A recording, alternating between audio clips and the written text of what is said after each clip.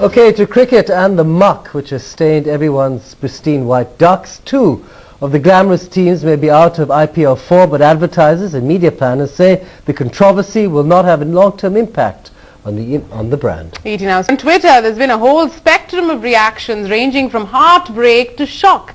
Has BCCI's decision then to scrap Kings 11 Punjab and Rajasthan Royals left advertisers in limbo? Okay, joining us to discuss this, Sam Balsara, Chairman and Managing Director at Madison World, and Shailendra Singh, Managing Director at Percept. Gentlemen, good to have you both on the show. Sam, let me start with you. Punjab out, Rajasthan out. Is all well with advertisers and sponsors?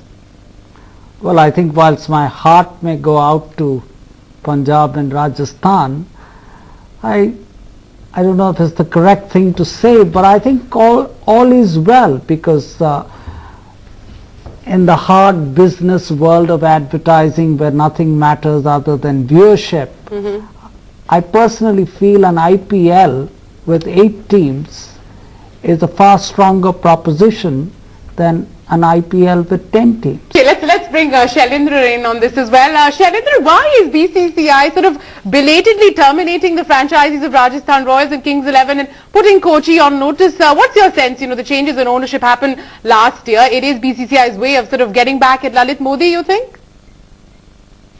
No, I think in my opinion, BCCI primarily is taking its time, and it's, I think such contracts and their due diligence does take time. I think the issues came up pretty much nearly 12 to 14 months in advance, but it took them these 12 months, BCCI, to analyze and understand the inconsistencies in the contract by Rajasthan Royals and Punjab Kings 11. I think it's honestly, the way IPL took off in the first year and the second year, first year was India, then South Africa.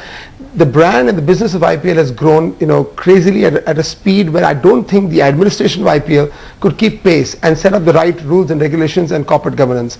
And maybe due to this little lapse, these particular 2 franchisees have issues in the contract, and therefore they have not honored it to BCCI, and therefore the issue currently. And I don't personally feel that it's, BCCI taking a dig at Lalit Modi. Okay, Shailendra, on that note, then why hasn't BCCI given them show-cause notices to hear their side of the story, and why make an exception when it comes to Kochi?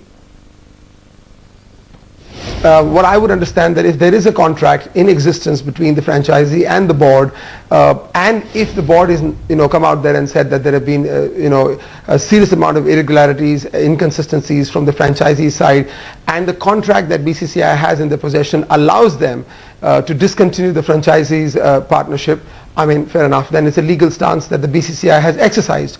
And I'm sure, I don't think the franchisees are, just unknown people. I mean, I'm sure there was a dialogue between BCCI and the franchisee, and the franchisees were pretty much sort of aware of these developments in the course of time. And obviously when, sort of shit hits the fan, everybody starts making an issue out of it. But I don't think this has just come out of nowhere. Lalit Modi incident obviously has made these decisions far more controversial. But I think it's a massive cleanup job by BCCI. Sam says any sort of publicity is good publicity, but obviously the teams aren't going to take this lying down. You think they will fight, perhaps go to court? Of course.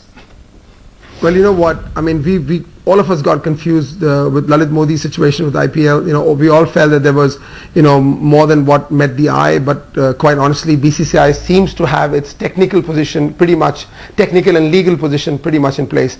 Lalit Modi seems to be a person who's not in the scene, and BCCI seems to be holding fort and actually being the custodian to cricket in this country.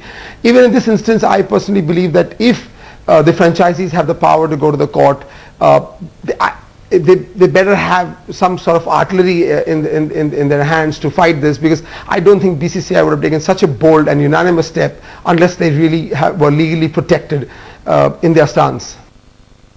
Okay, with that, we wrap it up here for this evening on Business Tonight. Up next, of course, See you all tomorrow.